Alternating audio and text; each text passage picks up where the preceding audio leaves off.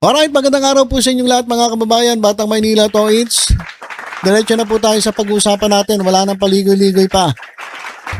Ilang araw na nakalipas ay sinabi po ni Senator Ping Lacson na halos lahat po ng mga senators ay meron pong budget insertion sa 2025 national budget. So halos lahat po. At di ba napatanong pa tayo sino kaya ang walang insertion doon po sa national budget. At isa po sa nagsalita na wala siyang insertion ay ito pong si Senator Risa Hontiveros. Sabi niya wala po akong BICAM insertions. Ito po yung post niya ng October 3. Wala po akong BICAM insertions. Wala sa unprogrammed funds. Period. Isa pa, hindi ako pumirma sa BICAM at bumoto rin ng no sa kontrobersyal na 2025 budget. Babala, huwag maniwala sa fake news at maling impormasyon. O bakit niya nasabi yung huwag maniwala sa fake news at maling impormasyon? Kasi mga kababayan, ito pong si Anthony Taberna doon sa kanilang programang 2x2 ay naglabas po ng mga lista ng mga projects. At sabi niya, yun daw ay insertion ni Risa Hontiveros. Mamaya silipin natin yon. Kaya sabi ni Senator Risa Hontiveros, huwag maniwala sa fake news at maling impormasyon. Lahat ng iminungkahi kong amyenda sa budget ay dumaan sa tamang proseso at inaprubahan ng Senado. Okay. Ito, papakita ko sa inyo yung inilabas ni Anthony Taberna. Ito mga kababayan. Ito pong nasa ating screen. Ayan po ay kuha dun sa live ni Katunying ni Anthony Taberna.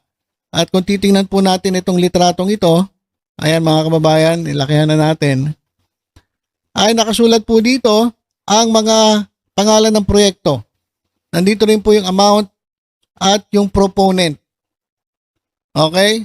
Yung proponent po, siya po yung nag-amenda o nag-introduce ng amendment. Dito po sa mga proyektong nakasulat dito.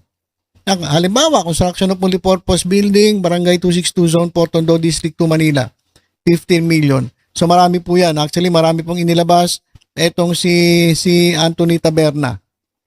Sabi po rito, ang pinakita ni Katunying na resibo kuno na budget insertions ay ang budget amendments ni Senator Risa.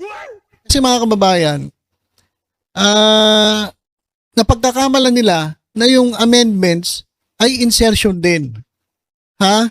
Sa totoo lang mga kababayan, magkaibang bagay po ang dalawa. Ayan po nakasulat dito Magkaibang bagay po yung insertion at yung amendments. Ang budget amendments, makinig doon sa yung mga utak dilis Ang budget amendments ay dumaan sa tamang proseso sa Senado. Ang mga proyektong ito ay batay sa konsultasyon sa mga LGU at pangangailangan ng taong bayan. Legal at mandatory po ito. Ito ang standard at transparent na trabaho ng isang legislator para pag-aralan at pagandahin ang budget.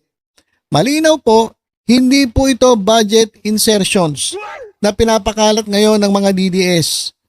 Obvious na malicious attack para dungisan ang pangalan ni Senator Risa. Etong nilabas ni Katunying, doon po sa programa nilang 2x2, yung amendment ay pinipilit nilang pangalan ng insertion. Paulit-ulit etong 2x2, ito lalong-lalo na si Taberna, na paulit-ulit niyang sinasabing insertion. Di ba? Nagpaliwanag pa nga siya. Alam nyo, hindi naman masama insertion. As long na ganyan, bla bla bla bla bla, sinasabi ni Taberna. Pero, kung titingnan mo, si Taberna, pati yung isa, talagang gusto nilang palabasin na itong si Senator Risa Hontiveros ay nagsisinungaling. Kasi sabi nga ni Senator Risa Hontiveros, wala siyang insertion, pero pinapalabas si Taberna, merong insertion. Pero ayon kay Senator Risa, hindi po insertion yan. Amendments po yan. Ang insertion, yun yung sa BICAM, yung isiningit lang, yung hindi pinag-usapan. Dapat liwanagin nila yun Iba yung amendment. Yung amendment pa kasi dumaan sa proseso, pero insertion po, isiningit. Insertion nga, siningit. Iba po yung amendment. Pag amendment, binago, pinag-usapan, napagkasunduan, amendment. Pero yung insertion, isiningit. At kadalasan, yung insertion, ginagawa po yan doon sa BICAM. Saan ba yung insertion ni Chis Escudero? Di ba? Saan pumasok yung insertion? Sa BICAM.